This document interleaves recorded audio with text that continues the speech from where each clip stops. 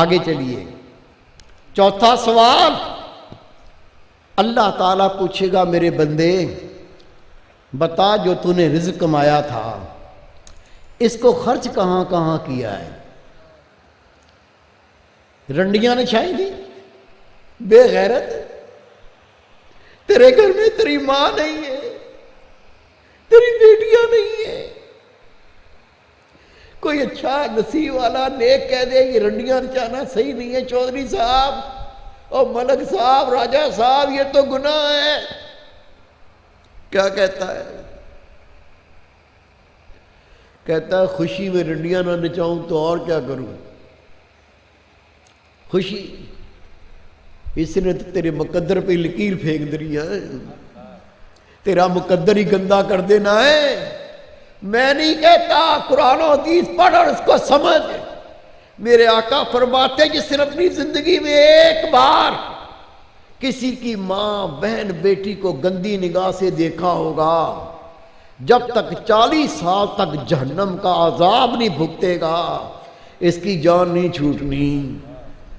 اللہ کے محبوب فرماتے ہیں جس مرد نے غیر عورت کو مس کیا ہوگا یا عورت نے غیر مرد کو مس کیا ہوگا، رسول پاک فرماتے ہیں قیامت کا دن ہوگا جہنم کے انگاروں سے اس جسم کو داغ دیے جائیں گے، یہ پیٹے گا، یہ روئے گا، یہ ہائے ہائے کرے گا۔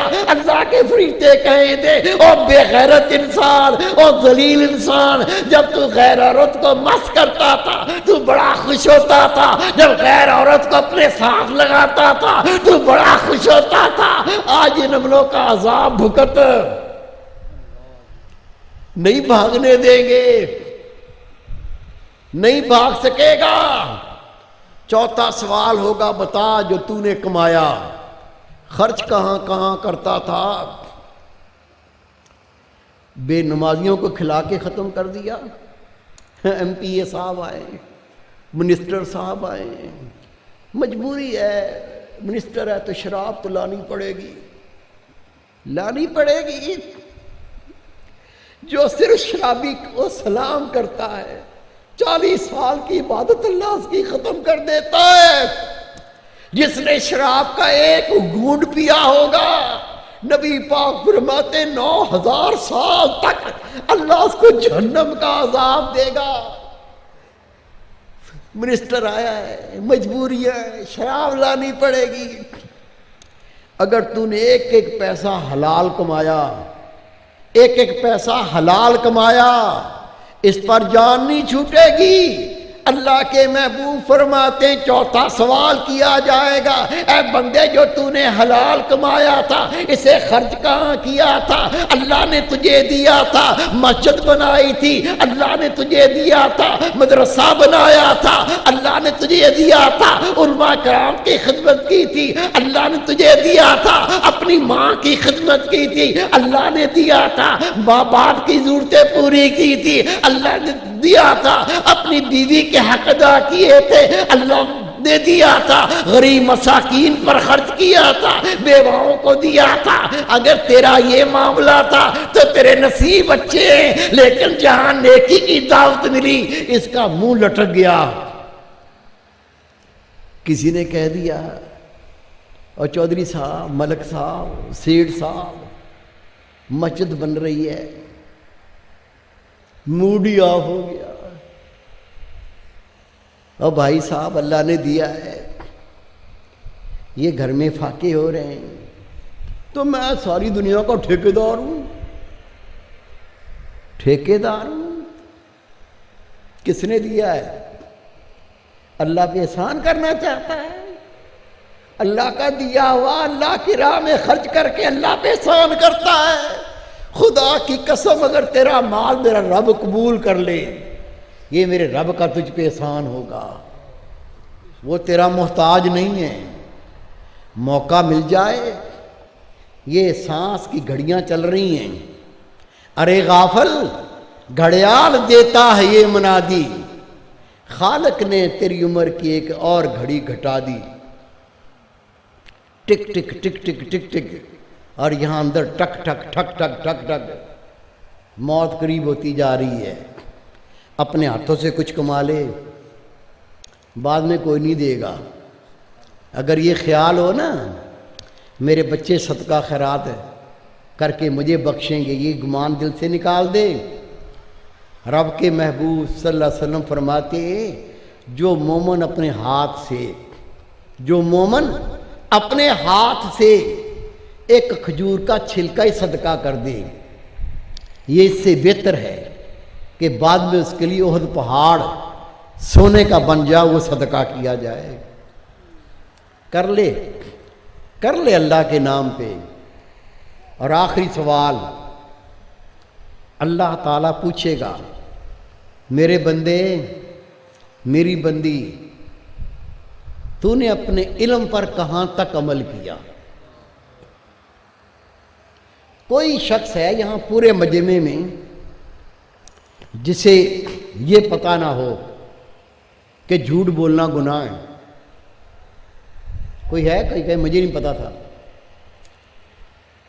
1000 بار سنا ہوگا لعنت اللہ علی الکاذبین، جھوٹوں پہ اللہ کی لعنت ہے۔ یہ علم ہے۔ سچ بولو یہ نیکی ہے، سب کو پتا ہے۔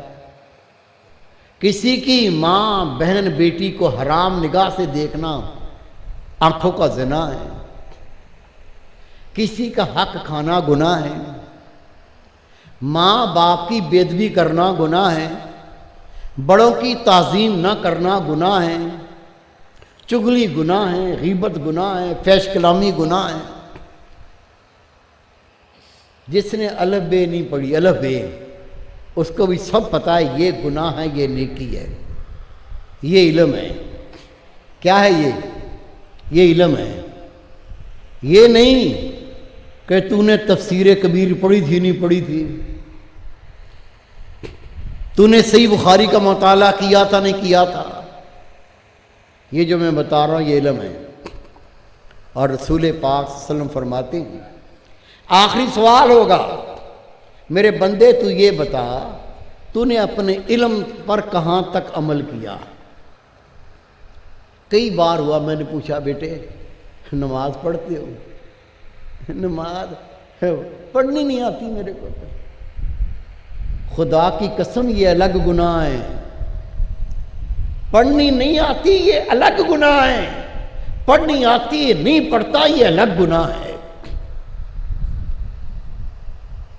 جب اللہ پوچھے گا میرے بندے بتا جو تجھے علم دیا گیا تھا، جو تجھے علم تھا اس پر عمل کتنا کیا ہے؟ تجھے بتایا گیا تھا والدین کی نافرمانی نہ کرنا، والدین کو اذیت نہ دینا، لیکن تو دنیا میں کیا کرتا تھا؟ اپنے ابو کو بڈھا کہتا تھا، اپنی ماں کو بڈھی کہتا تھا، اگر وہ بات کرتے تھے کتے کی طرح بھونکتا تھا، کتے کی طرح بھگتا تھا۔ اس طرح تیری جان نہیں چھوٹے گی۔ اللہ کے محبوب فرماتے ہیں 3 گناہ ایسے ہیں، 3 گناہ ایسے جو شخص کرے گا جہنم اور اس کے درمیان صرف موت رکاوٹ ہے،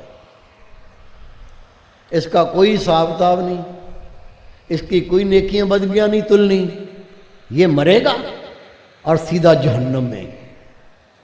اصحابہ رو پڑے، عرض کی اللہ کے محبوب یہ کس قدر ذلیل انسان ہوگا کہ مرتے ہی جہنم میں، اس کا کوئی حساب و کتاب ہی نہیں ہے۔